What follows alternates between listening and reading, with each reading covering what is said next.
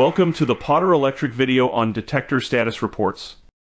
Potter's Detector Status Report is NFPA compliant for sensitivity testing and can be used as a part of test and inspection documentation. It also provides useful information regarding the current health of the fire alarm system. To retrieve a copy of the Detector Status Report, you will need the Potter Fire Panel programming software and will use the detector status icon shown here. Connect to the panel using the panel's IP address and remote access username and password in the same manner that would be used to send or retrieve a panel's configuration file. Once the report is retrieved, it can be exported as either a Word document or an Excel spreadsheet. The individual detectors are shown in rows, with the specific data for those detectors being shown in columns. The far left column is the device's address, which in this case is 00:001. The 00 prefix is indicative of which SLC loop the device is on, with 00 being the built-in loop. The numbers after the colon are the device address on that loop, in this case address 1. The next column displays the sensor type. This will tell you what kind of detector is in that row, as well as if that detector is on an intelligent base, such as a sounder base or a relay base. Input modules or circuits will not be displayed in this report. After that, the detector's custom description is displayed. The first group of device data columns we see are for photoelectric smoke detectors. These cells will be populated with smoke detector information from PAD PD smoke detectors, or the smoke detector elements of detectors that have multiple elements, such as PAD PhDs. Within the smoke detector group, first shown is the current percentage of obscuration that smoke detector was sensing at the time the report was generated. Next is the peak value. Peak values are held on the detectors themselves and are good for the duration of that detector being powered up. Removing the detector from its base, powering down the SLC, sending a new configuration to the control panel, or the control panel fully losing power, will reset the peak values of all detectors on the system. Potter addressable smoke detectors can have their sensitivity turned up based on a schedule. The sensitivity range is 3.5% obscuration up to 1.1%, with 1.1% being notably more sensitive. 3.5% is the default and industry standard. The set points for alarm conditions in day or night mode are shown here. If there is no sensitivity schedule, day sensitivity reflects the smoke detector's alarm set point. NFPA 72 states in Chapter 14, Table 14.4.3.2, Section 17.8, under smoke detector sensitivity testing in other than 1 and 2 family dwellings, quote, perform any of the following tests to ensure that each smoke detector is within its listed and marked sensitivity range. Option 4 states smoke detector control unit arrangement, whereby the detector causes a signal at the control unit when its sensitivity is outside its listed sensitivity range and is acceptable.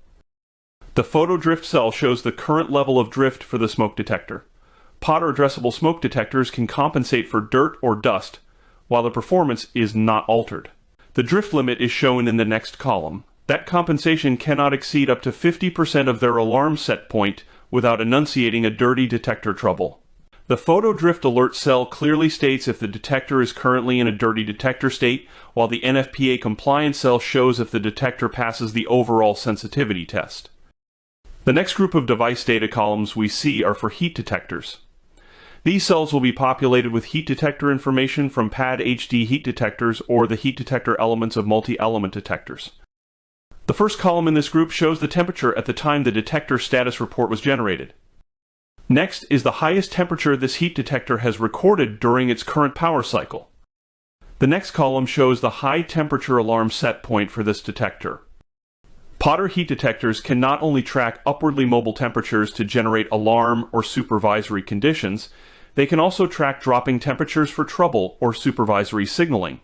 If a heat detector is monitoring for low temperatures, 40 degrees is the default value. Next shows the lowest temperature recorded by the detector. The last column in this group is the rate of rise peak, which shows the highest rate of rise recorded by the detector. The next group of device data columns we see are for carbon monoxide detectors. These cells will be populated with CO detector information from PAD CD carbon monoxide detectors or the CO detector elements of PCDs or PCHDs. The first column in this group shows the carbon monoxide level measured in parts per million at the time the detector status report was generated. Next is the highest carbon monoxide levels this CO detector has recorded during its current power cycle. Carbon monoxide alarms are not based on current levels of CO, but instead on CO sustained over time. Potter carbon monoxide detectors have 3 alarm timers. The first is 70 parts per million sustained over 2 hours. The second timer is 150 ppm continuously detected over 30 minutes. And the third is 400 ppm continuous over 10 minutes. These timers are indicative of a detector currently in a timer sequence. If the detector is currently involved in a 400 parts per million timing, it would be expected to have a larger interval in the 150 ppm timer and an even larger one in the 70. There are peak timers for each of these set points that show the longest the detector has detected CO at each of the mentioned levels. The CO life remaining column tells the amount of runtime a Potter CO detector has remaining. The last group of columns are more administrative in nature.